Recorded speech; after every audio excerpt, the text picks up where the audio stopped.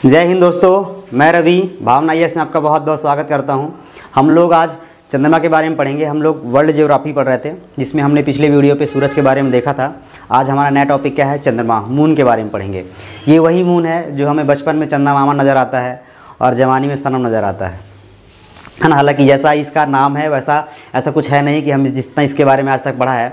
सब ज़्यादा तो ये जो हमारे बॉलीवुड ने इसने बहुत सारा बेड़ा कर रखा है चंद्रमा को। ऐसे ऐसे गाने बना दिया कि चांद सी महबूबा हो मेरी, ऐसा मैंने कब सोचा था, हाँ तुम बिल्कुल वैसी हो जैसा मैंने सोचा था। तो इतने सारे गाने चांद पे बना दिए कि भारत का हर एक बंदा बस उसको चांद में अपनी महबूब नज़र आ रही है, चांद में अपनी प्रेमिका नज़र आ रही है। तो वो चांद को बिल्कुल किस तरह पर देख रहा है। और जब भी कभी किसी की तारीफ़ करनी होती तो हम चांद का ही एक उपमा देते हैं। हाँ, तो चांद को इतना ज़्यादा जो वो बनाया गया है। अब किसी लड़की को अगर आप बोलोगे कि तुम बिल्कुल चांद जैसी लग रही हो, वो खुश तो हो जाएगी, पर उस गधी को ये नहीं पता है कि जो चांद जैसा वो बोल रहा है चांद होता कैसा है। अगर वो सच में चांद जाके देख ले कि चांद बिल्कुल ऊबड़ खाबड़ सा है और वहाँ कहीं गड्ढे हैं, कहीं खाइयाँ हैं, ना वहाँ वातावरण है, ना कुछ है, ब्लैक सा है, मिट्टी है, तो वो कभी खुश होगी? कभी नहीं होगी। पर उसको पता ही नहीं चांद दिखता कैसा है। और एक गाना भी है ना कि चांद के पार चलें, तो क्या करोगे उधर जाके? उधर तो ऑक्सीजन भी नहीं है, हवा भी नहीं है, मर जाओगे, है ना। तो आज हम उसी के बारे में पढ़ेंगे, चंद्रमा के बारे में, है ना। चंद्रमा के बारे में सबसे जो पहली बात है वो क्या देखेंगे?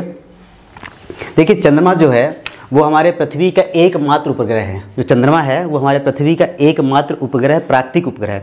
बाकी पृथ्वी के बहुत सारे उपग्रह हैं जो छोड़ते रहते हैं। कभी नासा ने छोड़ा, कभी हमारे इसरो ने छोड़ा, कभी किसी और देश ने छोड़ा। तो क्या होता है, जो सैटेलाइट होते हैं वो क्या करते हैं, पृथ्वी के चक्कर लगाते रहते हैं। पर वो क्या है, कृत्रिम है, इंसानों ने बना के भेजा है। और ये चंद्रमा जो है वो एकमात्र ऐसा उपग्रह है जो प्राकृतिक है, जो हमें प्रकृति से मिला है, संसार नेचर ने हमें दिया है, ठीक है ना। तो जो पृथ्वी है, पृथ्वी का एकमात्र प्राकृतिक उपग्रह क्या है? चंद्रमा है। और एक बात और ध्यान रखेंगे, जो पांचवा सबसे बड़ा उपग्रह है, जो सबसे बड़ा उपग्रह है इस टाइम पे जितने हमारा सोलर सिस्टम है, हम सौर मंडल की बात कर रहे हैं, कि सोलर सिस्टम में जो सबसे बड़ा उपग्रह है, प्राकृतिक उपग्रह है, वो जुपिटर का एक कोई उपग्रह है, सैटेलाइट है, वो है। और पांचवा सबसे बड़ा है वो क्या है? चंद्रमा है। तो दो बातें यहाँ पे समझ में आ गई कि जो चंद्रमा है वो प्राकृतिक उपग्रह है। दूसरी बात क्या है? पांचवा सबसे बड़ा सोलर सिस्टम का एक उपग्रह है। ठीक, बहुत बढ़िया। दूसरी बात क्या है कि जो चंद्रमा है उसका जो गुरुत्वाकर्षण बल है वो कितना है भाई साहब? देखिए, पृथ्वी का 1/6 है, मतलब पृथ्वी का जितना पृथ्वी में पाया जाता है गुरुत्वाकर्षण बल उसका 6 गुना कम है। ठीक है। तो अगर मान लीजिए किसी इंसान का कितना है, 1/6 है। अगर किसी इंसान का पृथ्वी में वेट 60 किलो है ना, तो वो जहाँ चंद्रमा में जाके क्या कितने का हो जाएगा? 10 किलो का हो जाएगा। तो जो जिनका वेट ज़्यादा है, जो मोटे हैं ना, वो परेशान मत हुआ करें, वो मोटे वोटे नहीं है, वो गलत ग्रह में पैदा हो गए हैं। वो चंद्रमा में जाएंगे उनका वेट 10 किलो हो जाएगा, है ना।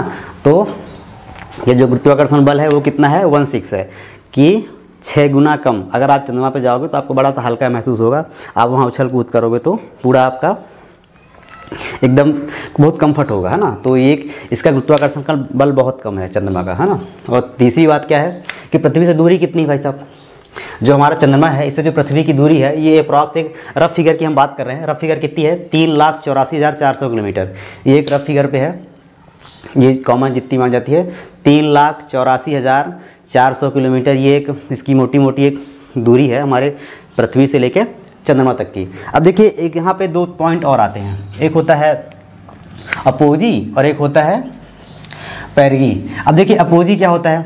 अपोजी, इसे मान लीजिए कि यहाँ पे ये हमारा क्या है, ये हमारी अर्थ माता है, ठीक है। और ये हमारे चंदा मामा जी क्या कर रहे हैं? अपने सिस्टर का चक्कर लगा रहे हैं। ये मान लीजिए ये चक्कर लगा रहे हैं, ठीक है। और यहाँ पे क्या है? ये हमारे यहाँ पे क्या है? ये कौन है? ये हमारे मून मामा जी है ना, चंदा मामा जी हैं। तो अब ये समझ में आना चाहिए कि एक पॉइंट होता है अपोगी, एक पॉइंट होता है पैरगी। अपोगी का मतलब क्या होता है कि वो पीक पॉइंट, ये पीक पॉइंट जो पृथ्वी से सबसे दूरी पर होती है। देखिए, जो पृथ्वी होती है, वो जो पृथ्वी होती है, जो चंद्रमा का जो चंद्रमा हमारी पृथ्वी का चक्कर लगा रही होती है, तो जो चंद्रमा है वो सर्कुलर मोशन में नहीं लगा रही होती है, मतलब गोल गोल नहीं लगा रही होती है, वो इलिप्टिकल पाथ में लगा रही होती है। अंडानुमा उसका जो इलिप्टिकल पाथ होता है। तो एक पॉइंट ऐसा आता है जहाँ पे सबसे ज़्यादा मैक्सिमम उसकी दूरी होती है, डिस्टेंस होती है, और एक पॉइंट ऐसा आता है जहाँ पे मिनिमम डिस्टेंस होती है, ठीक है। तो एक पॉइंट ऐसा है जहाँ पे उसकी डिस्टेंस मिनिमम होगी और एक पॉइंट ऐसा है जिसकी उसकी जो डिस्टेंस होगी वो मैक्सिमम होगी। तो जहाँ पे मिनिमम होती है उसको क्या बोलते हैं? उसको बोलते हैं पैरगी, मिनिमम वाले को पैरगी बोलते हैं। उसकी डिस्टेंस कितनी है 3,64,000 किलोमीटर अप्रॉक्स।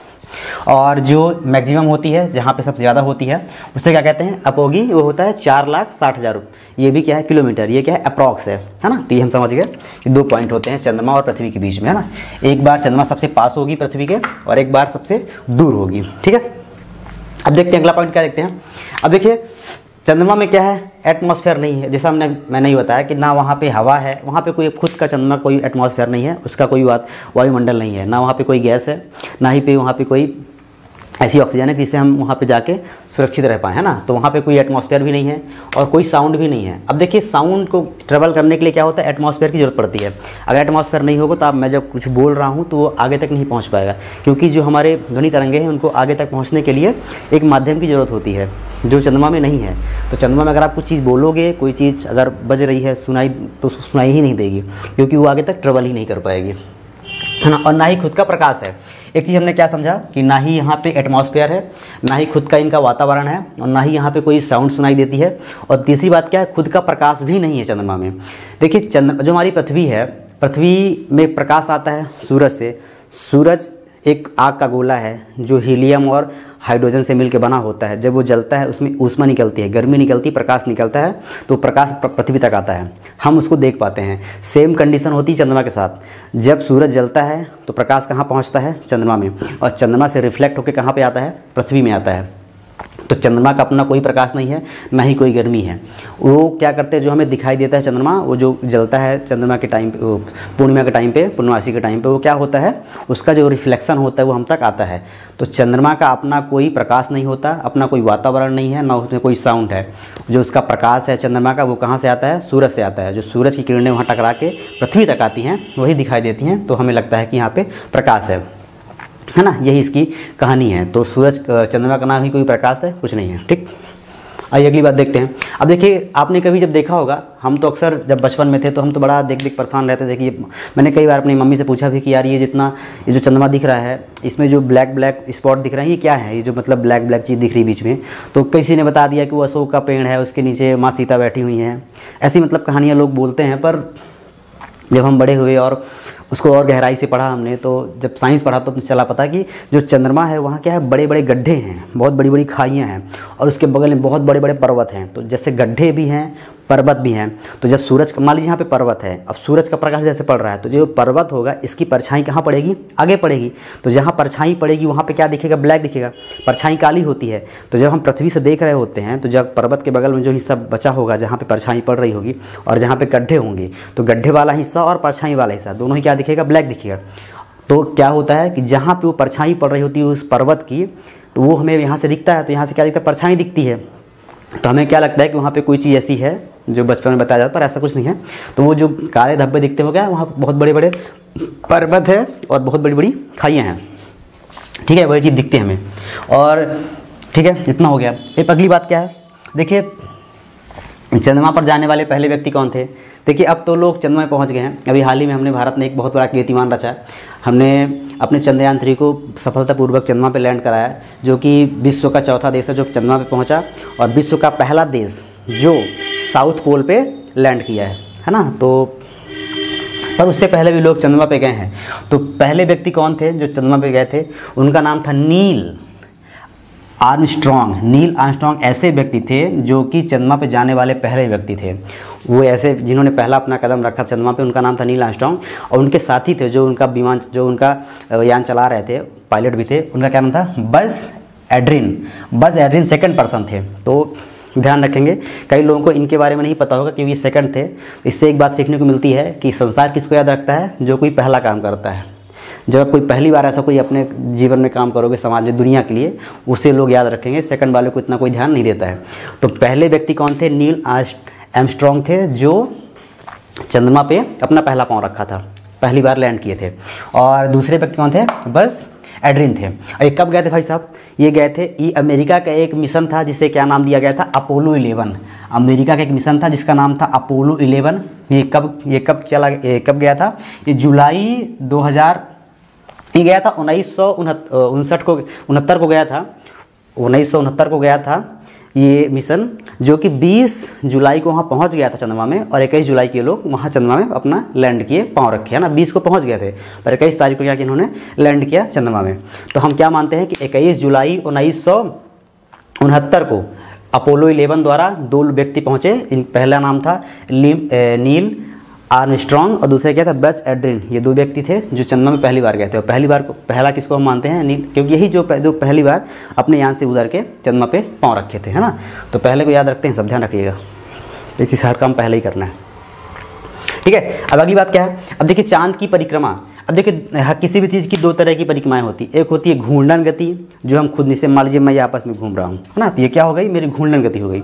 और एक होता है जब हम किसी चीज़ का चक्कर लगा रहे होते हैं, जैसे मान लीजिए ये हमारी पृथ्वी माता जी हैं, तो ये क्या है, ये किसी घूर्णन गति है ना, जो अपने अक्ष पे घूमती से घूर्णन कहते हैं। और अगर इसका ये कोई चक्कर लगाएगा तो ये क्या कहलाएगा, ये मान लो चंद्रमा है तो नहीं, पर मान लेते हैं ये चंद्रमा है, तो ये क्या है, ये इसका चक्कर लगा रही थी, ये क्या हो जाएगा, ये इसकी घूर्णन, परिक्रमण, ये परिक्रमा गति हो जाएगी, परिक्रमण काल, और ये क्या हो जाएगा, ये घूर्णन हो जाएगा।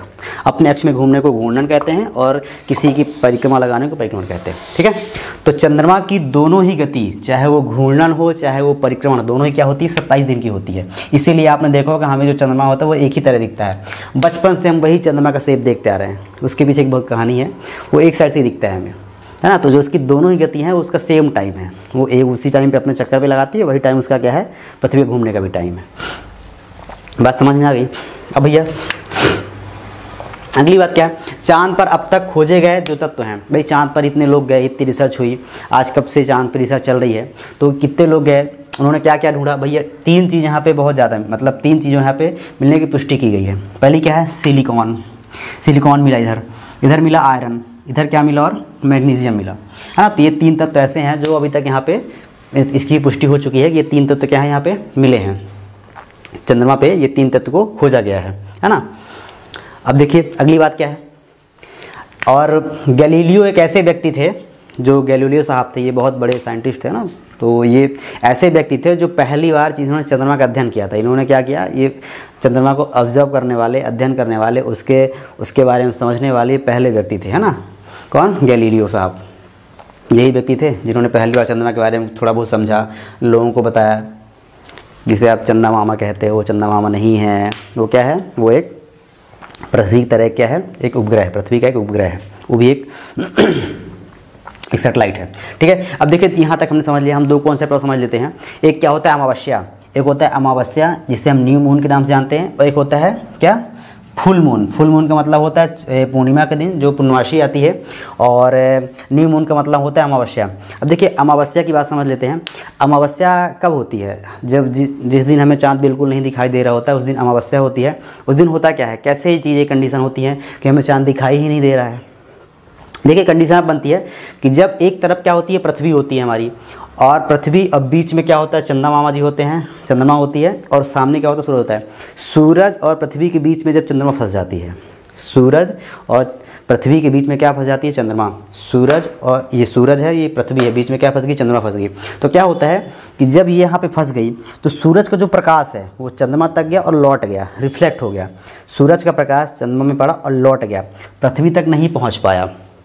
तो क्या करते हैं, जब हमें दिखाएगा नहीं, तो हम जब यहाँ से देखेंगे, यहाँ से हम इसे देखेंगे तो क्या दिखेगा, ये यहाँ पे डार्क साइड दिखेगी, पूरा ब्लैक दिखेगा, है ना। तो हम लोग देखते रहते हैं तो ब्लैक दिखता है।